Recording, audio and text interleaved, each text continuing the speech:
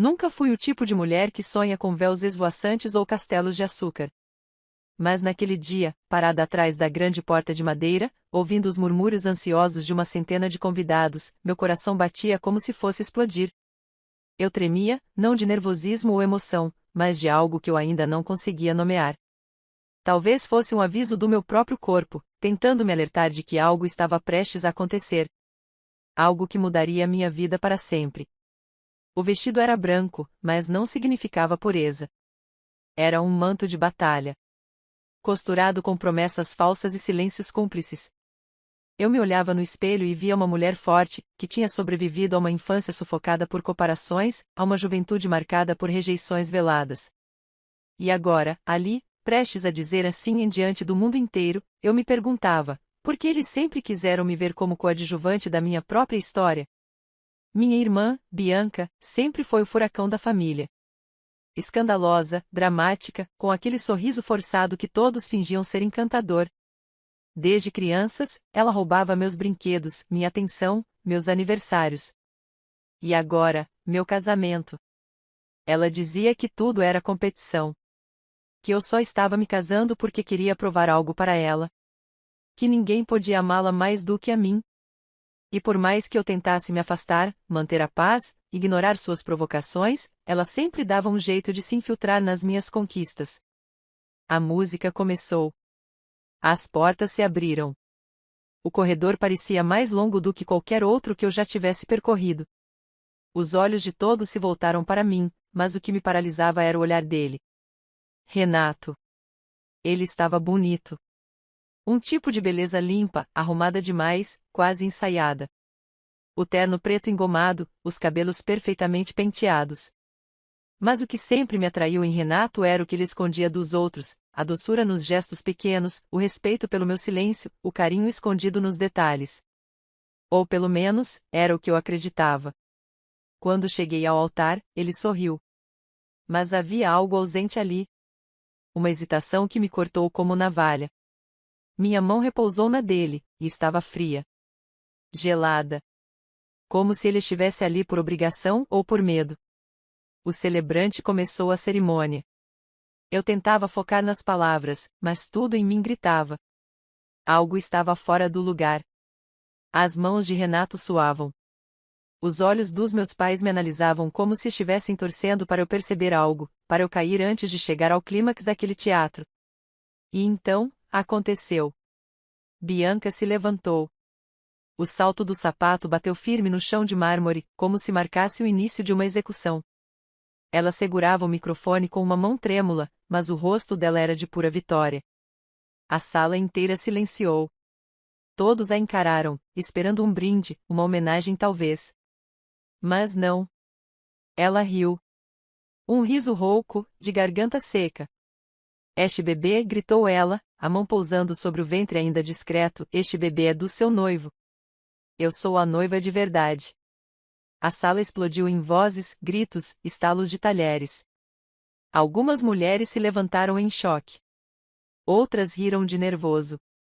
Um homem deixou cair o copo de champanhe. Mas o que me atingiu mesmo, foi o silêncio de Renato. Ele não disse nada. Apenas abaixou os olhos. Me desculpe, ele sussurrou, quase sem mover os lábios. Olhei para os meus pais. Minha mãe já estava ao lado de Bianca, abraçando-a como se ela fosse a verdadeira noiva. Meu pai apenas acenou com a cabeça, confirmando. Você precisa deixar isso para ela. Ele disse com a voz baixa, mas firme. Como se aquilo fosse razoável. Como se não fosse o ápice da crueldade. E ali, parada diante de um altar de mentiras, eu soube que eles nunca tinham me amado de verdade. Nunca me respeitaram. Eu era apenas uma peça, um adereço descartável. Mas o que eles não sabiam, é que eu não era fraca. E que tudo aquilo já tinha sido previsto. Por meses, eu vinha percebendo as mudanças. As mensagens apagadas no celular de Renato.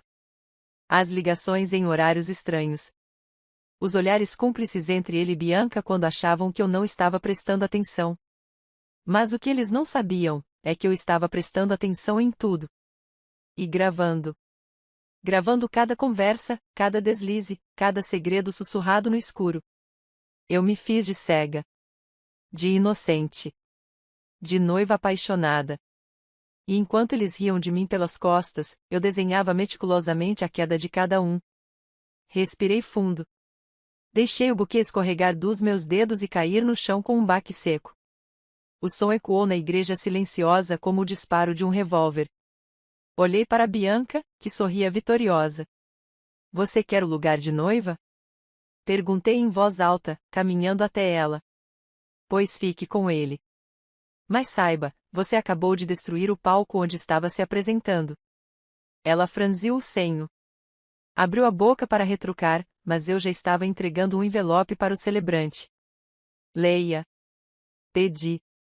Dentro daquele envelope estavam as transcrições das mensagens, áudios e imagens que provavam o envolvimento deles.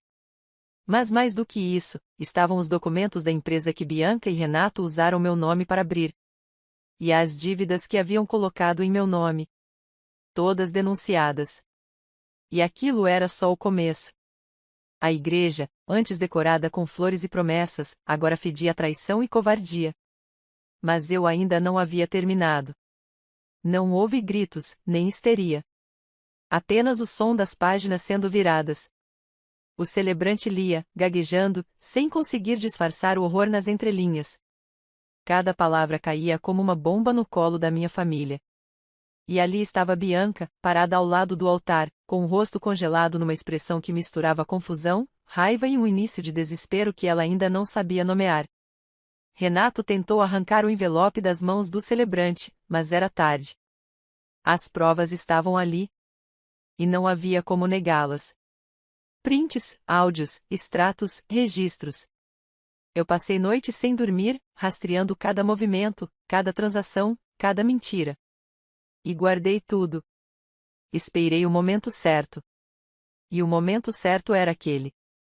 Meus pais olharam para mim como se eu fosse uma criminosa. Irônico, não? Eles sempre me viram assim, uma ameaça à imagem perfeita que construíram ao redor de Bianca. Desde pequena, eu era a que falava pouco, a que não causava problema. A que tirava notas altas, mas não chamava atenção. Eu não brilhava e por isso, fui esquecida. Ignorada. Silenciada. Minha mãe deu 2 passos em minha direção. Você é louca? Ela sussurrou, os olhos apertados, quase felinos. Não. Respondi, com voz calma. Eu só me cansei de engolir veneno fingindo que era chá. Bianca avançou, puxando o microfone da mão do mestre de cerimônias, como se ainda tivesse algum controle da situação. Isso é mentira. Ela forjou tudo. Está com ciúmes porque ele me escolheu. A sala, antes cheia de sorrisos e expectativa, agora era só tensão, choque e suspiros contidos. Um ou outro celular já estava gravando. As pessoas adoram tragédias quando não são as suas. Eu olhei para Bianca como quem observa uma criança que acabou de derrubar a própria torre de blocos. Não me escolheu, Bianca. Ele te usou, como sempre usou todo mundo. Você se ofereceu. E ele, como o covarde que é, aceitou. Renato engoliu em seco. Tentou argumentar, mas nada que dissesse teria mais força do que os arquivos que todos agora viam no telão da recepção, ativado por um clique do meu controle remoto escondido sob o véu. Eu preparei aquilo como um funeral. O funeral da farsa. E ali estavam, áudios dele reclamando de Bianca, dizendo que era só distração, diversão, que casaria comigo de qualquer forma porque ela não servia para construir nada de duradouro. O rosto de Bianca começou a derreter em lágrimas e ódio. Ela olhou para Renato como se o tivesse conhecido ali, pela primeira vez. Seu desgraçado. Ela gritou, e antes que alguém pudesse impedi-la, voou para cima dele com um tapa estalado no rosto. Meus pais intervieram, puxando-a para trás. Mas ninguém veio até mim. Ninguém tentou me proteger ou consolar. Porque naquela família, eu nunca fui digna de cuidado. Só de obrigações. Então me afastei. Caminhei pelo corredor agora sujo de confete, com meu vestido rasgando na barra e o silêncio abrindo espaço entre os convidados. Eles me olhavam com uma mistura de medo e admiração. Talvez, pela primeira vez, eu tivesse deixado de ser invisível. Fui direto ao carro. Já estava tudo pronto. Minhas malas no porta-malas, minha nova chave, minha liberdade. Mas antes de ir, deixei um envelope com o gerente do salão. Pedi que fosse entregue a Renato assim que o caos passasse. Dentro havia uma cópia da denúncia feita em meu nome à Receita Federal. A empresa fantasma que Bianca e ele abriram, os impostos fraudados, as dívidas que tentaram esconder, tudo agora era responsabilidade deles. Afinal, como ele dizia em um dos áudios, coloca tudo no nome da Fernanda, ela é boazinha, nem vai perceber. Percebi, Renato. E agora vocês vão pagar por isso. Nos dias seguintes, a repercussão foi inevitável. Os vídeos se espalharam pelas redes sociais como fogo em mato seco. O casamento que virou escândalo. A noiva traída que destruiu os traidores no altar. Fui chamada de louca, de gênio, de vingativa, de heroína.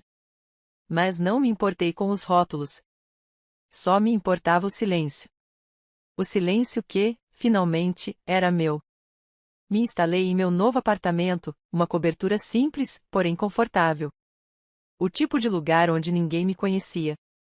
Onde ninguém esperava nada de mim. As ligações começaram 2 dias depois. Minha mãe, chorando, implorando para conversar. Você destruiu sua irmã. Ela está devastada. Está sendo demitida, humilhada, ameaçada. E o que você esperava que acontecesse? Perguntei, sem levantar o tom. Que eu aplaudisse. Ela é sua irmã. E eu era sua filha. Mas isso nunca significou nada, significou? O silêncio dela do outro lado da linha foi o som mais sincero que já ouvi sair de sua boca. Desliguei sem esperar mais nada. No terceiro dia, foi meu pai. Fernanda, você é melhor do que isso. Eu ri. Pela primeira vez em muito tempo, e com gosto. Não. Eu sou exatamente isso. Só que vocês nunca quiseram ver. Eles não entenderam que aquilo não era apenas sobre traição. Era sobre tudo que me negaram. Sobre os aniversários que passei sozinha, as comparações cruéis, os olhares de desdém. Sobre a vez em que Bianca quebrou meu diário e meus pais riram. Sobre cada vez que me disseram para ceder, para não causar confusão. Eu cresci acreditando que amor era sinônimo de silêncio. E passei a vida engolindo o grito. Até aquele dia. Renato também tentou me procurar. Usou outro número, outro e-mail. Mandou flores. Cartas. Disse que havia se arrependido. Que estava confuso. Que foi manipulado. Mas eu sabia a verdade. Ele nunca foi manipulado. Ele era apenas fraco. E fracos se escondem atrás de desculpas. Eu o deixei em silêncio. Porque às vezes, o maior castigo que podemos dar a alguém é não dar mais nenhuma resposta. Naquela noite, deitada em minha nova cama, sozinha e livre, olhei para o teto branco e vazio. Senti um peso se desfazendo dentro de mim. Não era alegria. Era paz. Eu não tinha vencido ainda. Mas pela primeira vez, eu tinha começado a lutar com minhas próprias armas. E eu prometi a mim mesma, a guerra não tinha acabado. Aquilo era só o primeiro tiro. Os dias passaram como fumaça espessa. Pesados, densos, mas sem forma definida. Eu acordava cedo, tomava café em silêncio e caminhava pela varanda do meu novo apartamento, observando a cidade com olhos de quem renasceu. Não era felicidade o que eu sentia, não ainda. Era como se meu corpo tivesse desaprendido a produzir aquela sensação depois de tanto tempo vivendo no limiar da tolerância. A vingança tinha sido apenas o estopim. O que veio depois foi ainda mais complexo. A vida que eu conhecia, aquela onde eu me equilibrava entre ser boazinha para não incomodar e um último para ser tolerada, havia acabado. Eu estava sozinha. Mas era uma solidão diferente daquela que conheci antes. Não era rejeição. Era escolha. Mesmo assim, vez ou outra, meu celular vibrava com chamadas não atendidas da minha mãe ou do meu pai. Ou, pior, mensagens da Bianca, mensagens longas, desesperadas, cheias de insultos alternando com súplicas. A hipocrisia escorria pelas palavras como o pus de uma ferida que ela mesma havia provocado. Você destruiu minha vida. Você destruiu nossa família. Eu estou grávida, sua vadia egoísta. Eu lia tudo. Em silêncio. Sem responder. E guardava. Eu não ia apagá-las. Cada mensagem era uma lembrança do tipo de gente que me cercava antes. Gente que só conhecia dois idiomas, o da manipulação e o da conveniência. Quando um falhava, apelavam para o outro. Renato, por sua vez, teve sua vida virada do avesso. Com a exposição pública, a empresa onde trabalhava o afastou. Seus contratos congelaram. Os pais dele, tradicionalistas e preocupados com reputações, o cortaram de qualquer apoio. A família dele, que me tratava com polidez mecânica e fingia carinho durante os almoços de domingo, agora me culpava por tudo. Como se eu tivesse inventado a traição. Como se não fosse ele quem escolheu destruir a própria noiva por uma noite suja com a minha irmã. Mas eu não ligava. Porque o que eu queria mesmo, ainda estava por vir. Usei os dias seguintes para reorganizar minha vida. Comecei por algo simbólico, mudei meu nome nos documentos. Tirei o sobrenome dos meus pais. Ato pequeno, mas significativo. Eu não queria mais carregar nenhuma parte deles comigo. Não aquele sangue. Não aquela história. Enterrei tudo. Depois, fui até a delegacia e dei entrada em uma medida protetiva. Bianca havia começado a rondar meu prédio. Ela aparecia em horários aleatórios, às vezes berrando do outro lado da rua, outras vezes apenas me encarando com olhos arregalados e voz pastosa, como se não soubesse mais onde estava. Você quer me ver morrer, né? É isso que você quer? Que eu perca tudo, que meu filho cresça sem mãe? Ela dizia que eu era cruel. Que estava com raiva porque o noivo me largou. Que eu sempre fui invejosa. Mas eu não tinha raiva. Eu tinha memória. E havia me cansado de perdoar quem nunca sequer pediu desculpas. Com a ordem judicial em mãos, Bianca foi proibida de se aproximar. Não demorou muito para que tentasse violar a decisão. Foi detida na frente do prédio, esperneando, acusando a todos de conspiração. Aquilo rendeu mais uma matéria nos sites de fofoca locais. O nome dela começou a apodrecer nos bastidores da empresa onde trabalhava. Não demorou para ser demitida. Uma tarde, recebi uma ligação inesperada. Era de Letícia, uma amiga da adolescência que eu mal via há anos, mas que trabalhava no setor de recursos humanos da antiga empresa de Bianca. Fernanda, só te liguei porque, bem, achei que você deveria saber. A Bianca falsificou um laudo médico para tentar justificar as faltas. A direção decidiu abrir um processo por fraude documental. Eu agradeci. Respirei fundo. E desliguei. Era como observar a queda de um império erguido sobre areia movediça. Um império que um dia eu ajudei, ainda que sem querer, a sustentar. Com a queda da Bianca, meus pais finalmente voltaram a me procurar com mais intensidade. Agora não eram mais ofensas, eram pedidos. Suplicavam para que eu a não deixasse minha irmã afundar de vez. Diziam que ela estava grávida, vulnerável, em crise. Ela ainda é sua irmã, Fernanda. A gente precisa proteger a família. Família. A palavra me enojava. Que tipo de família se senta no altar para assistir sua filha ser humilhada publicamente e ainda culpa por reagir? Que tipo de mãe abraça a filha que destruiu a outra, e chama isso de amor? A resposta era simples, a minha. E agora, eles sentiam na pele o que sempre jogaram sobre mim. A frieza. A indiferença. O silêncio. Mas havia algo que ainda me prendia. Um pequeno ponto em meu peito que latejava sempre que o silêncio se alongava demais. Eu precisava entender por quê. Não era saudade. Era algo mais profundo. Comecei a escrever. Não por publicação, mas como terapia. Coloquei tudo no papel, cada lembrança, cada momento de invisibilidade, cada gesto cruel. Escrevi sobre a vez em que minha mãe disse que eu andava a prejuízo porque fiquei doente no aniversário da Bianca. Sobre a vez em que meu pai me obrigou a dar minha boneca nova para ela porque ela estava chorando. Sobre as comparações cruéis, os elogios nunca ditos, os olhares atravessados. E em meio à escrita, entendi. Eles nunca me amaram. Nunca me viram. Eu era só o pano de fundo na história deles. A escada que sustentava o palco de Bianca. Mas agora, eu era o palco. E estava prestes a subir a cortina da minha vida nova. Com os processos de Bianca se acumulando, eu dei o golpe final, uma denúncia formal ao conselho da empresa onde ela ainda mantinha uma pequena sociedade, herança de uma parceria fraudulenta que ela havia montado com meu nome como Laranja. Juntei os documentos, os áudios, as conversas que ela mesma teve comigo sem saber que eu estava gravando. Ela perdeu a sociedade. E foi intimada a pagar uma indenização.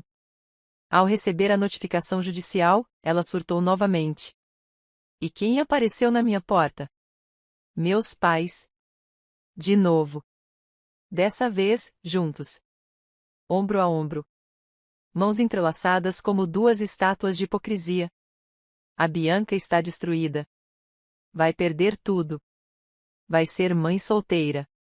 Você venceu, Fernanda. Já não é suficiente? Não. Respondi. Porque eu não estou jogando. Eu estou vivendo. E agora que vocês não têm mais a mim como degrau, vão ter que aprender a rastejar com as próprias pernas. Fechei a porta. E pela primeira vez, não chorei. Porque aquela não era mais uma despedida. Era libertação. O som da campainha me tirou do devaneio. Era um toque irritante, insistente, como tudo que minha mãe sempre foi. Abri a porta com calma. Não por cortesia, mas por domínio. Ela estava ali. Sozinha. O rosto sem maquiagem, o cabelo preso de qualquer jeito, os olhos fundos e vermelhos. Parecia menor do que eu me lembrava. Quase como se, agora que eu me recusava a me curvar, ela tivesse encolhido. Posso entrar? Perguntou, como se a simples pergunta anulasse o que fez. Eu não respondi. Apenas virei as costas e caminhei de volta para a sala. Se ela quisesse falar, que falasse. Mas que sentisse o frio do chão onde um dia me deixou sangrar em silêncio. Ela se sentou, hesitante, e colocou a bolsa no colo. Como se aquilo fosse um escudo. A Bianca está internada. Esperei que ela continuasse. Ela teve um colapso nervoso. Dizem que pode ser depressão. Ou estafa. Ou os dois. Está em observação. Não disse nada. Porque nada ali me surpreendia. Bianca sempre viveu no limite da encenação. O problema é que, dessa vez, a plateia foi embora antes do terceiro ato. E o bebê? Está bem. Ela respondeu. Por enquanto. O silêncio se alongou. Ela esperava empatia. Esperava que eu a olhasse com olhos marejados, que corresse até o hospital, que fizesse o que ela sempre esperou de mim, apagar minhas dores para curar as dela. Mas isso não ia acontecer. Por que está me dizendo isso? Perguntei, por fim. Por quê? Ela respirou fundo, porque mesmo depois de tudo, você é família. Sorri. Um riso curto, seco. Quase cínico. Família? Quando você me empurrou para fora da igreja e me mandou entender o lado da Bianca, isso era amor de mãe. Ela desviou o olhar. Quando você disse que ela precisava mais do que eu, isso era família. Fernanda. Não me interrompa. Minha voz saiu firme. Pela primeira vez, eu a vi recuar. Quando eu chorei no banheiro do colégio, aos 14 anos, porque a Bianca espalhou que eu era adotada e ninguém da família sequer me defendeu, onde estava essa família? Ela não respondeu. E agora, era minha vez de encolhê-la com a verdade. Quando você chorava pelos cantos porque o pai não te elogiava e se dizia invisível, nunca percebeu que estava fazendo o mesmo comigo. Minha mãe levou a mão à boca, como se quisesse engolir o choro. Mas eu não me comovia mais com lágrimas falsas. Eu não vou ao hospital. Continuei. Não porque quero que ela sofra, mas porque não quero mais ser arrastada para o buraco de vocês. E se ela morrer? Ela não vai. Disse, seca. Mas se morrer, será por escolhas que vocês ajudaram a construir. Ela levantou devagar. As mãos tremiam. Você mudou. Não. Eu me encontrei. Quando ela saiu, senti algo diferente. Não alívio, mas uma espécie de limpeza interna. Como se cada palavra dita tivesse limpado um canto escuro da minha alma. Os dias que se seguiram foram estranhamente tranquilos. Comecei a voltar a fazer coisas simples. Ir ao mercado. Cozinhar para mim mesma. Dormir com a janela aberta. Pequenos luxos que a mente não permite quando estamos em guerra constante. Foi em uma dessas noites de silêncio que abri o armário e encontrei a antiga caixa de fotos. Havia esquecido dela na mudança. Fotos de infância, lembranças de um tempo que eu havia enterrado sem cerimônia. Mas ali, entre uma imagem minha vestida de anjinha no Natal e outra em que Bianca apagava a vela do meu bolo, mesmo não sendo seu aniversário, encontrei um envelope que não me lembrava de ter visto antes. Estava endereçado a mim, com a caligrafia do meu avô. Para Fernanda. Leia quando for adulta o suficiente para entender. Meus dedos tremeram. Abri o envelope com o coração acelerado. Dentro, havia uma carta. Longa, escrita à mão. Meu avô, aquele homem que sempre foi discreto, distante, mas que me olhava com uma ternura silenciosa, havia deixado um recado que o tempo preservou. Fernanda, se você está lendo isso, é porque já percebeu que o mundo nem sempre é justo. E que a própria família, às vezes, nos fere mais do que qualquer inimigo. Eu vi tudo. Vi como era tratada, vi os olhares, os esquecimentos. Nunca fui bom com palavras, mas tentei te proteger como pude. Esta carta vem com algo mais. Há uma chave dentro deste envelope. É da casa no campo. Está no seu nome. Só no seu. Guardei para você. Porque sempre soube que você era a única que veria além da fachada. Chorei. Não pela casa. Mas por saber que, ao menos uma vez, alguém me viu. Realmente me viu. Peguei a chave. E no dia seguinte, viajei até o local. Era uma casa simples, rodeada por árvores e silêncio. Ali, senti algo que não sentia há muito tempo, pertencimento. Fiz daquela casa o meu refúgio. Reformei aos poucos, com minhas mãos. Plantei novas flores no jardim. Troquei os móveis velhos. Não porque queria esquecer o passado, mas porque queria ressignificá-lo. Enquanto isso, a notícia de que Bianca havia perdido a guarda provisória do filho caiu como uma bomba. O pai, um antigo colega de faculdade, apareceu e reivindicou os direitos. A justiça considerou que ela não tinha condições psicológicas. E meus pais, sem estrutura financeira após venderem bens para pagar os processos dela, não puderam fazer nada. Eles vieram até mim. Claro que vieram. Com olhares abatidos, com as palavras na ponta da língua, ensaiadas, estrategicamente emocionadas.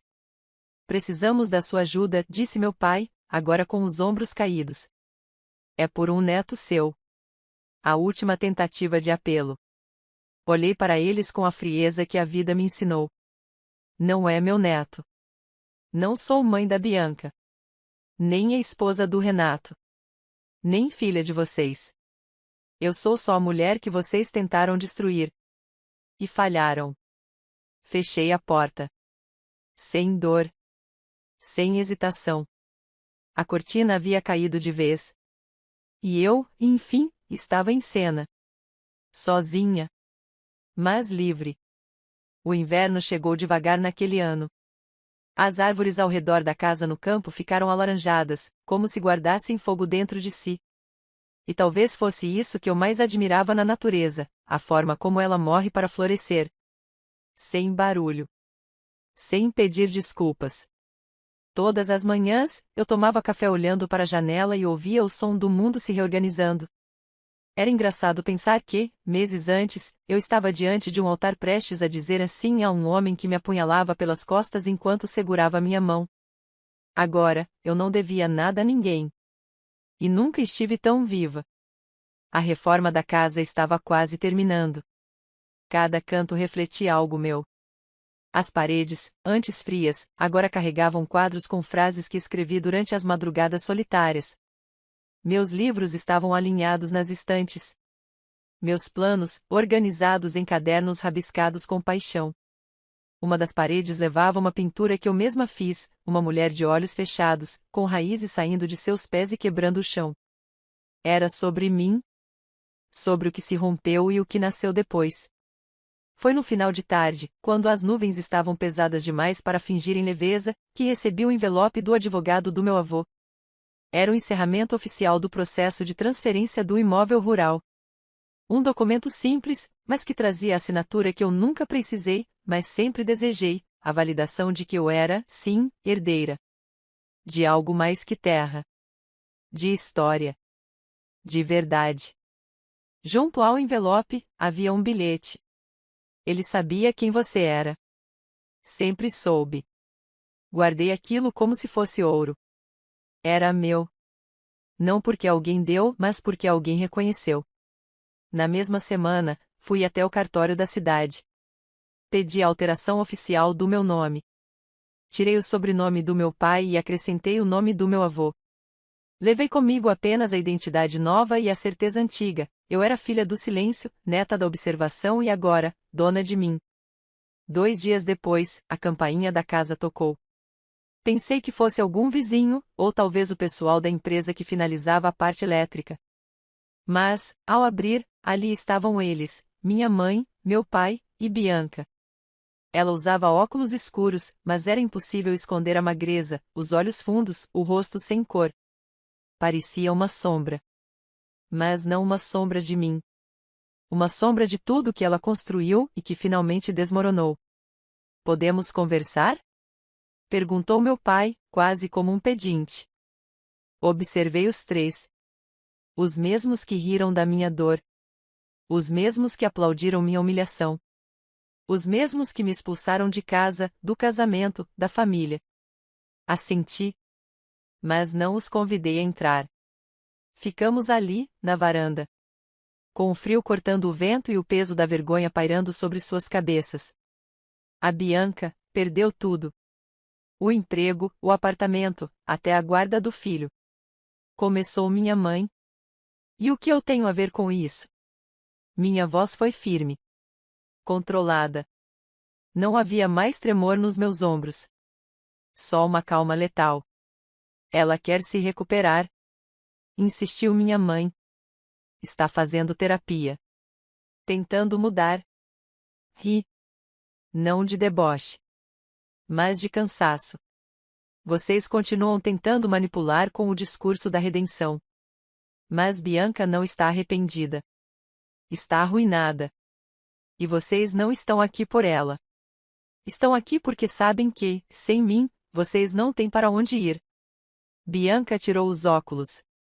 Os olhos estavam vermelhos. Eu fui uma idiota. Eu tinha inveja de você. Sempre tive. E tentei te destruir antes que você brilhasse. E conseguiu, respondi. Por um tempo. Mas agora, já não pode mais me alcançar. Ela engoliu seco. Olhou para o chão. Preciso da sua ajuda. Só por um tempo. Só até eu me reerguer. Pelo bebê. Cruzei os braços. Me aproximei até que ela levantasse os olhos e encarou os meus. Você não pensou em mim no altar. Não pensou quando me traiu. Não pensou quando me chamou de fracasso. Não pensou quando riu enquanto todos me apontavam como uma rejeitada. E agora vem falar de ajuda? Ela começou a chorar. Mas não me comovi. Me virei para meus pais. E vocês? Onde estavam quando precisei? Quando fui humilhada? Quando fui deixada sozinha em casa no dia do meu aniversário porque a Bianca teve um ataque de ansiedade? Quando fui chamada de invejosa por não querer doar o pouco que tinha para cobrir as dívidas dela? Eles não responderam. Porque sabiam. Porque sempre souberam. Vão embora. Eu disse, baixando os olhos para o chão. Esta não é mais a casa da Fernanda Frágil. Esta é a casa de uma mulher que aprendeu a dizer não. Minha mãe tentou argumentar. Você vai se arrepender. Ninguém vive bem sozinho. Ergui o rosto, plena. Não estou sozinha. estou comigo mesma. E hoje em dia, isso é tudo que eu preciso. Eles foram embora. Sem escândalo. Sem última palavra. Porque sabiam que ali, não tinham mais voz. Meses depois, soube que Bianca havia se mudado para uma casa pequena no subúrbio. Vive com a ajuda de programas sociais e tem visitas supervisionadas com o filho. Meus pais venderam o carro, alugaram o próprio apartamento e vivem do que resta da aposentadoria. Ninguém mais ousou me procurar. E eu? Eu abri minha própria empresa. Uma clínica de reabilitação emocional para mulheres traídas por suas famílias. Nomeei o projeto de Raízes Fortes. Cada mulher que passava por lá recebia uma muda de árvore. Porque florescer é um ato de resistência. Nunca mais amei ninguém como amei a mim mesma. E nunca mais deixei ninguém me calar. Se perguntarem quem sou, digo, sou o resultado de cada abandono, cada humilhação, cada mentira. Mas sou, também, a autora do meu próprio renascimento. Sozinha. Inteira. Invencível.